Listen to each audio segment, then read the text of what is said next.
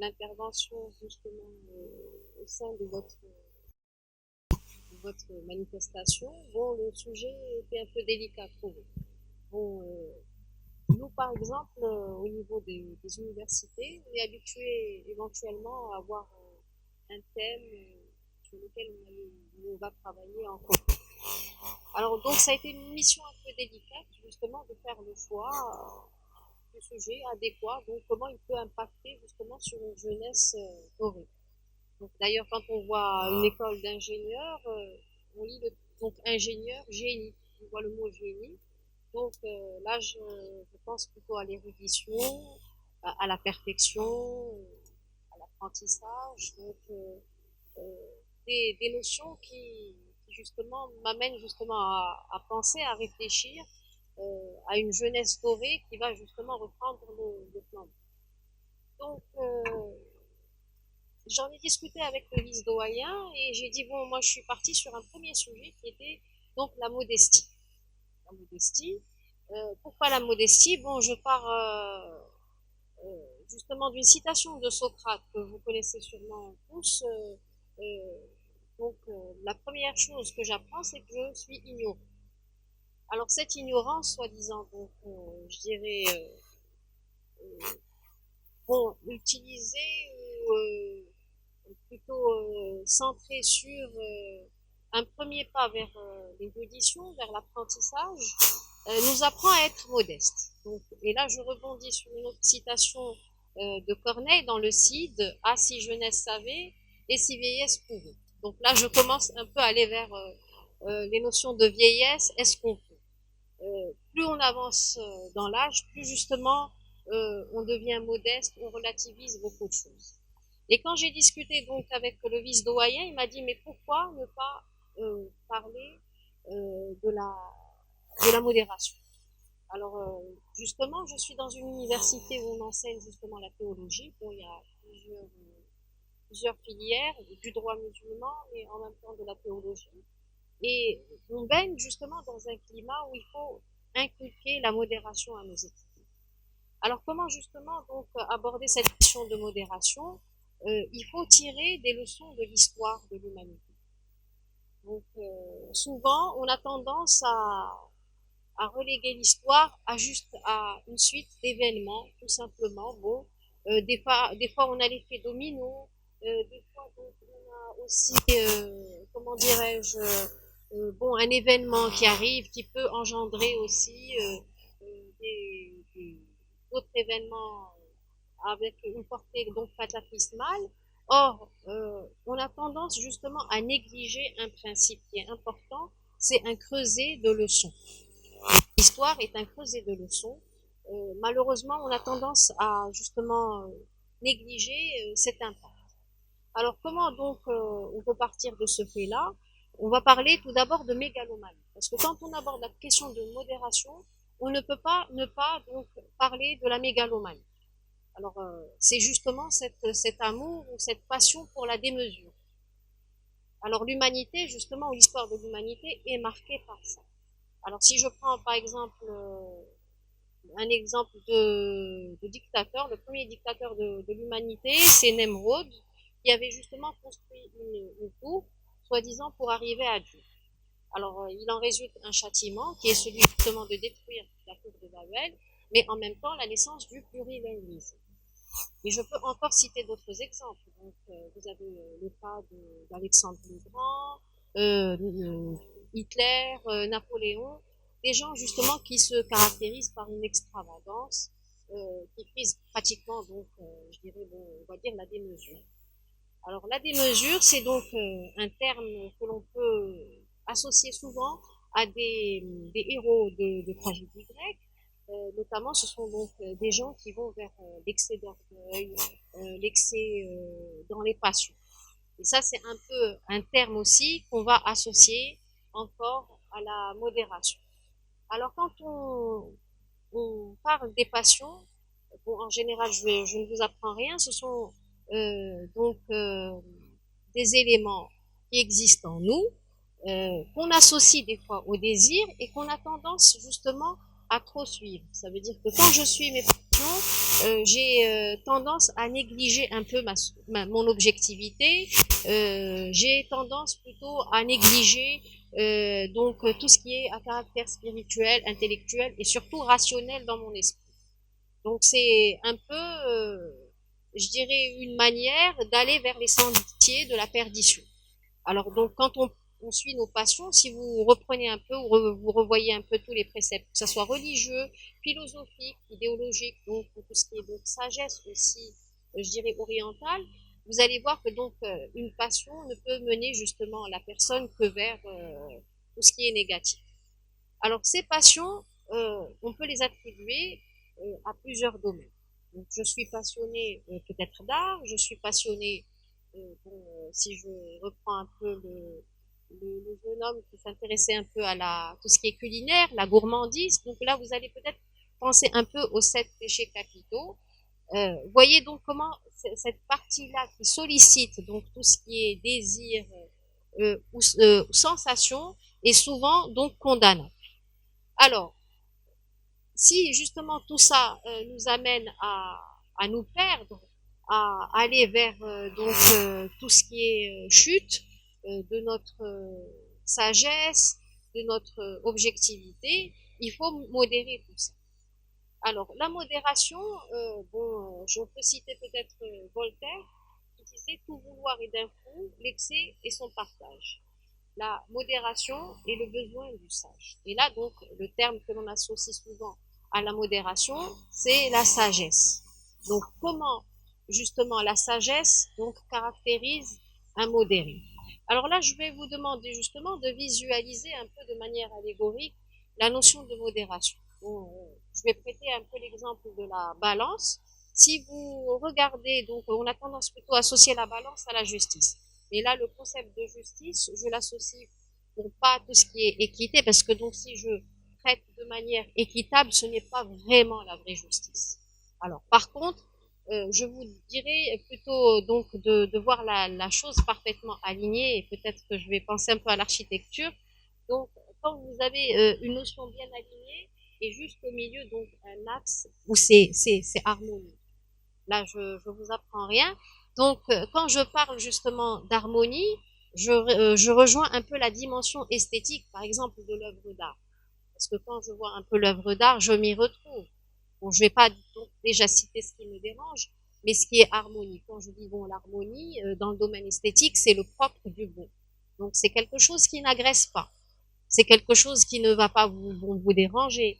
C'est quand je vais parler d'harmonie, je vais donc parler aussi de sérénité, de tranquillité, de tout ce qui peut donc nous apaiser. Et ça, c'est important.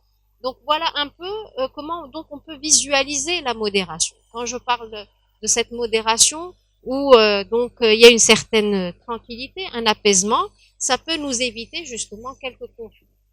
Alors, l'absence de modération a été quand même, je dirais, fatale, souvent à l'ordre mondial. Je ne vais pas rentrer dans des conceptions politiques ou historiques, mais quelques exemples. Bon, par exemple, du moment que je fais un peu l'histoire des religions, ça va intéresser certaines personnes. Remonter le plus loin possible, si on remonte aux croisades, vous savez, ce choc des civilisations, c'est quoi? C'est justement donc une absence de dialogue. Mais par quoi est engendré justement cette absence de dialogue? C'est justement le problème de modération. Parce que la modération, vous vous mettez justement comme ça au milieu, donc dans un espace, et vous avez donc, je reprends encore, une vue avec pas un angle fermé, mais un angle bien ouvert. D'accord? Donc vous acceptez un peu tout ce qui arrive. Ça ne veut pas dire automatiquement que vous allez adhérer, mais donc vous êtes réceptif. Et c'est là justement la subtilité, vous savez, en argumentation du raisonnement concessif. Quand vous faites des concessions, c'est que vous acceptez partiellement, je dirais, les propos de l'autre, mais après, soit pour mieux les remettre en question, ou pour engager un dialogue. Donc, un dialogue, justement, est engagé souvent grâce à ces concessions. Alors, quand on remonte justement à ces chocs de civilisation, comme, on avait parlé du problème, par exemple, des religions. On va partir d'un exemple, tout simplement, avec la naissance du protestantisme. C'était quoi? C'est une réaction, justement, je dirais, à la rigueur de l'Église catholique. Bon, j'agrandis plutôt un peu les propos, mais il y a d'autres éléments, mais bon, et c'est discutable. Mais quand je parle, par exemple, justement de ces problèmes de guerre intestine, c'est l'absence de dialogue. Je n'accepte pas la différence. Et cette différence, c'est ce qui justement vaudra aussi une réaction des écrivains humanistes et des écrivains des Lumières. Ils ont vraiment, vraiment bataillé justement pour ce problème de modération, on va dire, culturelle. Parce que vous savez, la modération, elle ne touche pas juste, je dirais, la religion, elle touche tout ce qui touche au quotidien. Donc, c'est justement idéologique, elle peut être politique, elle peut être économique. Vous savez, donc, qu'on le veuille ou non, on vit au quotidien avec cet aspect-là. Alors, quand vous avez justement donc une personne modérée, vous savez, l'échange est facile. Alors, si je reviens justement au problème euh, du choc culturel et du choc linguistique, par exemple, vous allez avoir ce problème au niveau, par exemple, des civilisations européennes qui, vers le 15e siècle, ont découvert les civilisations aztèques et mayas en Amérique. Bon, ils étaient tous considérés comme des cannibales, comme des sauvages. Alors justement parce qu'on n'a pas de relativisme. Alors la modération vous apprend à relativiser. Quand je relativise, c'est-à-dire je ne suis pas dans l'absolu, et j'ai ce qu'on appelle une marge d'erreur ou une marge de manœuvre, comme on dit. Donc la notion d'espace est très importante. L'espace, il n'est pas juste, vous savez, il n'est pas juste social, comme on dit, il est aussi idéologique et intellectuel. Et là, ça me fait penser éventuellement à un savant qui est allé voir un mystique hindou et il lui a dit je veux que vous m'appreniez à méditer. Alors il lui a dit bon d'accord, il lui a posé un verre d'eau. Donc voilà, euh, alors remplissez ce verre d'eau qui était déjà plein. Alors donc le savant qui dit justement au mystique mais ça va pas, vous savez le verre déborde. Alors il lui a dit comment vous voulez apprendre justement à méditer à partir du moment où votre verre est en train de déborder. Donc l'esprit est comme ça. Alors justement, quand on dit modération, c'est qu'on laisse une marge de manœuvre, un certain espace où on accueille des idées. Parce qu'il faut toujours être ouvert à l'idée de l'autre. Et c'est ce qui est synonyme justement de sagesse. Et là, je reprends une citation de Joseph Garner qui dit « Vivre dans l'équilibre et la modération est l'unique moyen pour un homme de connaître le bonheur ou l'harmonie. » Alors cette question justement de bonheur, elle est quand même aussi discutée. Alors, euh, dans quelle mesure elle est discutable? C'est par rapport justement au désir. Et là, et on revient justement aux idées d'Épicure. Épicure qui a justement donc parlé des désirs. Donc on a un peu ce qu'on appelle les désirs naturels. Et c'est des désirs qui sont pas bon, discutables, qui sont naturels. Et les autres désirs qui sont... Alors, Épicure a dit justement, il faut que j'essaye d'atrophier cette envie ou ces désirs en moi. J'essaye justement de, désolé du terme, les frustrer. Alors, selon vous, est-ce que cette frustration n'a pas des répercussions? Et c'est là où on va parler. Est-ce que c'est une force ou une faiblesse? Alors, si j'essaye justement de contrôler ces désirs, bon, on va dire le désir naturel, bon, il n'est pas contrôlable parce que j'ai envie de manger parce que j'ai faim, bon, ben, c'est un désir que je dois assouvir, par exemple. Mais bon, vous avez d'autres désirs. Est-ce que ces désirs-là, le fait de les contrôler, n'a pas des répercussions sur justement notre raison? Parce que c'est un peu comme, je dirais, mettre la soupape à fond. Et là, on risque d'avoir bon, ce qu'on appelle une explosion. Et c'est un peu le cas de la folie. Vous savez, un fou, c'est celui qui a trop désiré. Donc, il n'a pas su modérer ses désirs, il n'a pas su modérer ses passions. Alors donc, quand on revient à cette idée justement épicurienne du désir, bon, on peut aussi parler du carpe diem, voilà, ça veut dire il faut vivre au jour le jour. Toutes ces notions-là, comme j'ai dit, elles sont discutables. Parce que ce bonheur qui va résulter justement de cette modération, est-ce que c'est un vrai bonheur? Ou est-ce que c'est un bonheur factice? Alors, ici justement vient la question de réguler ses désirs, d'essayer donc de faire en sorte que la raison puisse prendre possession de ma pensée, de mon être, de ma manière de vivre et de penser, de voir les choses. Donc bien sûr, à ce moment-là, vous pouvez arriver à contrôler pendant un certain temps, mais il y a un moment donné où je dirais le seuil de patience est épuisé. Et là, justement, c'est des répercussions qui sont souvent négatives. Alors, donc, pour revenir encore à cette notion de bonheur, comme ça a été bon discuté et souvent remis en question, le bonheur, il y a la question qui se pose, est-ce que il est réel? Est-ce que quand j'ai satisfait justement ce désir, est-ce qu'il est réel? J'ai modéré mes désirs, est-ce que j'arrive justement à ce bonheur? Donc la question reste ouverte, donc, et c'est une question éventuellement qui est discutable, dans la mesure où la personne justement qui reste piégée dans ce, je dirais, dans ce labyrinthe ou dans cet engrenage de contrôle devient esclave de la raison. Ça, vous savez, c'est un peu parce qu'on dit en général esclave des passions, mais là, la personne devient esclave justement de la raison. Et selon vous, bon, est-ce que le fait de rester esclave justement de sa raison n'est pas aussi, je dirais quand même, une mort un peu virtuelle, bon pas virtuelle, mais c'est une mort quand même qui est symbolique. C'est tuer justement toutes les notions de désir, toutes les notions justement de vie qui sont en nous. Et c'est là justement où intervient un autre, un autre philosophe. Donc, quand il dit donc la notion du cogito, je pense donc je suis. À ce moment-là, est-ce que ma pensée, ma conscience, justement, ne doit pas impacter aussi sur, je dirais, ma manière de gérer ces désirs.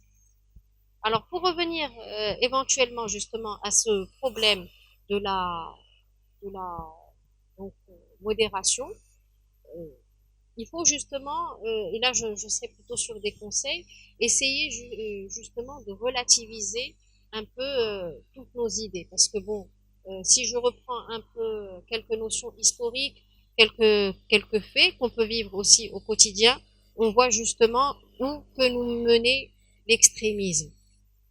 Malheureusement, c'est donc une gangrène qu'on commence à traîner.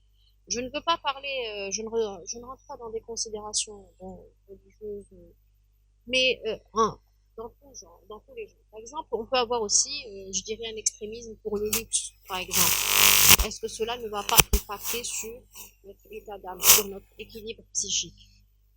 Je vais aussi éventuellement euh, me pencher sur la nourriture, la gourmandise. La gourmandise est une forme d'extrémisme aussi, je dirais, gustative. Est-ce que à ce moment-là, cela ne va pas impacter également sur ma santé? Donc, regardez justement comment la modération régule, et là je tiens à mettre justement éventuellement en exergue ce point-là, c'est comment la modération donc, suscite l'équilibre, l'harmonie et l'apaisement. Alors, quand vous discutez justement avec une personne modérée, je pense que le conflit n'aura pas lieu. Quand vous discutez avec une personne modérée, croyez-moi que donc il y aura justement une discussion, un échange bilatéral.